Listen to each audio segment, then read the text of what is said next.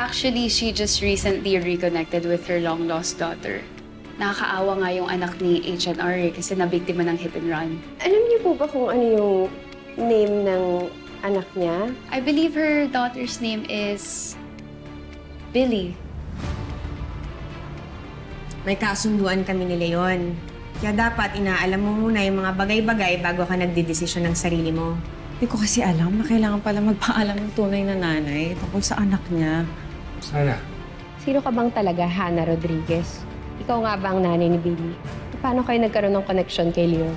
Mula nung dumating yan si Hannah, pakiramdam ko para na akong outsider. Hindi naman totoo yan. Huwag mo isipin yan, ha? Pero Leon kasi, yun yung nararamdaman ko. Kaya para wala na lang problema, ako na lang yung aatras. Sandali. Kasi sandali lang. Huwag na, Leon. Huwag mo nang ipilit. Kaya mo na ako. Christy, Ma? nagluto ako ng sopas. Opo. Dalhan mo si Billy, ha? Soft diet pa siya, hindi ba? Ma, hindi kasi ako dadalo ngayon kay Billy. Ito di yung araw ng supervised visit ni Jordan para kay Tori. Oh, ano ba? Pwede naman ako magbantay sa apo ko. Unless, may ibang dahilan kung bakit ayaw mong pumunta sa ospital. Hello po. Daddy! Magandang hapon, no? Okay. Christy, sakto lang ba yung dating ko? Okay lang. Oh, anak, anong gusto mong gawin natin today? Gusto mong mag-painting or computer games? Pwede po ba tayo mag-park? Okay na po ba, Mami? Sa akin, walang problema. Pero siyempre, tatanungin natin ang mama mo. Mami, please. Punta na po tayo sa park. Magpa-play lang po ako. Sige, anak. Sige na. Magdamit ka na. Magpalit ka na ng ano mo. Get dressed. Tulungan ko na magbihis ko. Sige po, ma. Jordan, sige po ka. Salamat. Balik ako. Sabihan ko lang si Ate Melly pagtimpla ka ng kape. Ano na yan?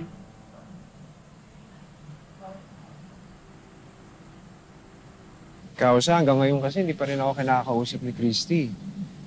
Mukha akong nagtatampo siya sa akin dahil mas pinaboran ko si Hannah kaysa sa kanya dahil doon sa therapist ni Billy. Alam mo, tingin ko, hindi lang yan ang dahilan kung bakit nagtatampo sa'yo si Christy. Ano ang ibig niyo sabihin? May isang beses kasi, nakita kayo ni Christy eh. Para kayong isang masayang pamilya. Si Billy, si Hannah, tsaka ikaw. Pero hindi niya sinabi sa'yo yun, ha? Kasi iniisip niya, baka nga raw isipin mo na parang palalakihin niya ang isang maliit na bagay, hindi ba? Pero kung ako yun, sasamaan loob ko. Kasi parang natabunan na ang lahat ng mga efforts niya. Lahat ng ginawa niya para kay Billy. Kausa, hindi naman ho ganun yung kaso.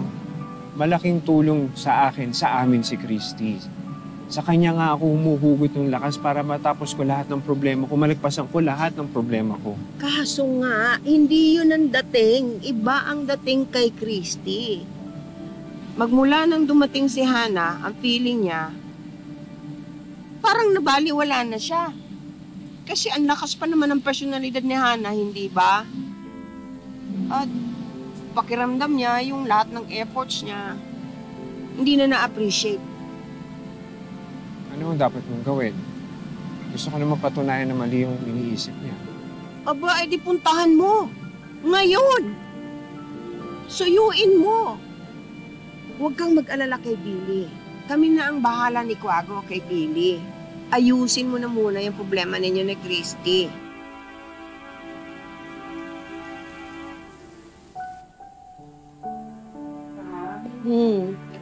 Salamat, Weldy.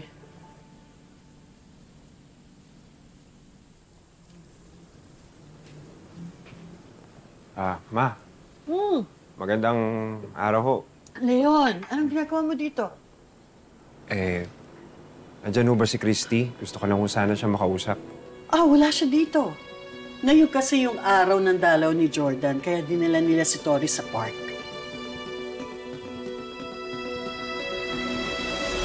Girl, buti hindi ka masyadong busy ngayon sa wedding preparations. Saan tayo pupunta? Mag-shopping ba tayo? Gusto ko rin sana magpa-spa tsaka magpa-salon din tayo. Basta gusto ko today mag-unwind tayo. Stress na stress? Sino ba naman hindi may stress? Malamang mo ba naman na yung nanay na nasagasaan mo, post mo na ngayon? Ewan ko na. Ay.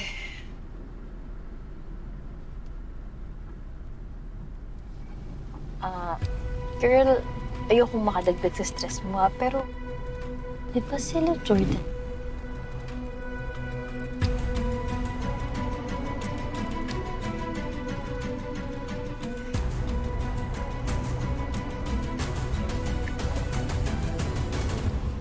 Mami, pwede po ba ako maglaro doon sa slide? Sige, basta huwag kang lalayo masyado, ha? Sige po. Dito lang kami ni Daddy Jordan mo. Ingat ka.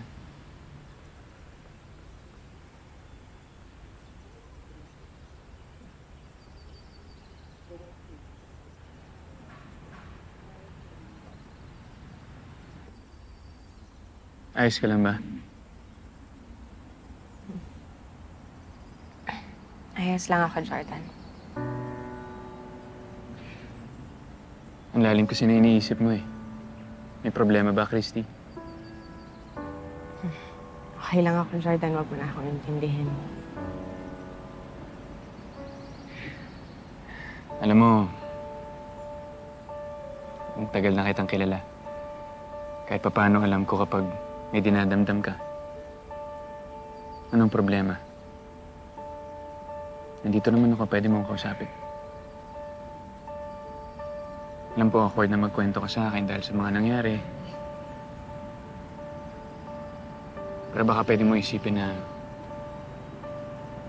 isa akong stranger na hindi mo kilala. Di ba mas madaling magbuga ng sama ng loob sa taong hindi mo kilala? Kasi pakikinggan ka lang niya, hindi ka niya i-judge. That's what I'm gonna do. Dito lang ako, papakinggan kita.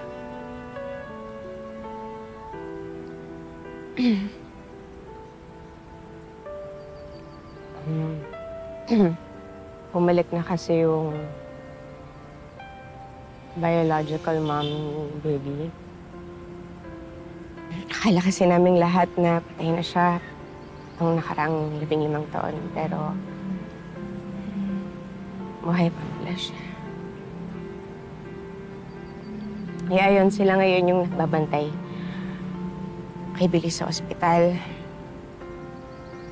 At saka sila nila yun ngayon yung nagde-desisyon para sa mga treatment ni Billy. Parang parehas pala yung sitwasyon natin before sa nangyayari sa'yo. Parehas kayo nag-a-attempt na bumalik sa buhay ng anak ninyo. Kaya lang,